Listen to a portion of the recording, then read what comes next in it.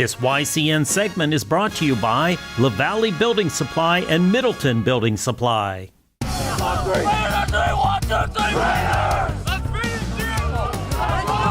On a cold and windy Saturday night, the Rutland Raiders with the second seed hope to take down the best overall team in the state, the top-ranked Cougars from Mount Mansfield, during Vermont's Division I football state title. The Raiders had one big advantage on their side. They were playing on their home turf, as the Vermont Football Championship games have been played in Rutland for years. Historically, these two programs are very different.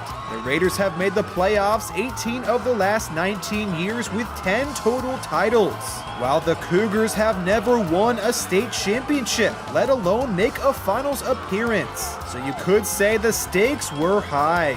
To start things off, the Raiders quickly set the tone with a 52-yard rushing touchdown from senior running back Dakota Peters.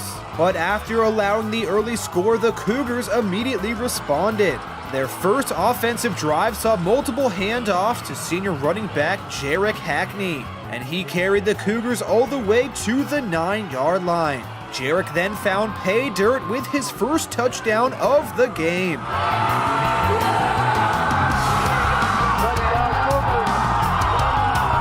A failed two-point conversion made the score 7-6 barely 2 minutes into the contest. Rutland's next drive was cut short after they couldn't move the ball past their own 40-yard line. MMU's defense stepped up with guys like Harrison Liam Bruno Nicholson, Jaden Elsinger, and Patrick Burke all making tackles. After a punt, the Cougars took over on their own 20. Unfortunately for the top seed, running back Hackney fumbled along the left sideline after Brady Kanosh made the strip. The Raiders took over in great field position. However, this didn't seem to make a difference, as Mount Mansfield's defense again forced a 3-and-out. The Cougars took over and marched down the field. Senior quarterback Asa Carlson threw to Liam Bruno Nicholson, and Hackney again ran for first downs. MMU got all the way to Rutland's 12-yard line, but then another costly fumble gave the Raiders back the ball after a bobble on the handoff from Bryce DiNardo to Silas Diamond. The Raiders took over to end the first quarter, still up by just the 1 point. For the third straight drive, Rutland struggled moving the ball as the Cougars forced another 3-and-out. Ever since the Raiders' opening touchdown drive, senior running back Dakota Peters and senior quarterback Ryan Moore were being held in check. Following a punt, Mount Mansfield's offense was eager to capitalize on missed opportunities after 2 fumbles. And that's exactly what they did, after Jarek Hackney was again key in the Cougars' running attack. He helped move the ball all the way to Rutland's 20-yard line. Then with another red zone carry, he ran in his second touchdown of the first half, just inside the left pylon.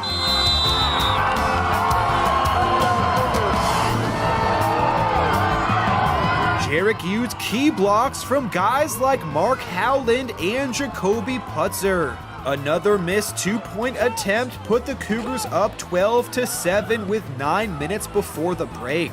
Rutland's 5th drive of the game was one of the best of the night, as runs from Peters and Moore helped move the ball all the way to the 10-yard line.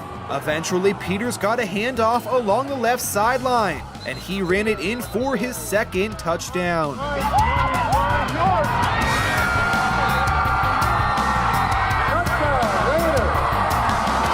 A successful extra point from kicker Noah Crossman put the Raiders back on top by 2.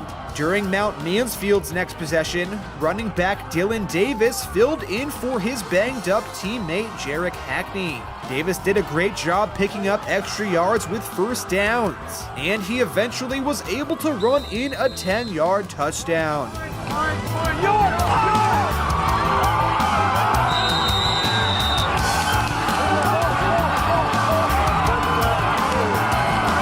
A third straight 2-point attempt failed, so the Cougars were now back on top 18-14, with 3.5 minutes left before the end of the second quarter. Both offenses struggled to pick up yards, and the teams traded possessions before the Raiders were given one last chance to score with 20 seconds. Now on the 30-yard line, quarterback Ryan Moore took the shotgun snap and delivered a perfect touchdown throw to wide receiver Lucas Hubbard.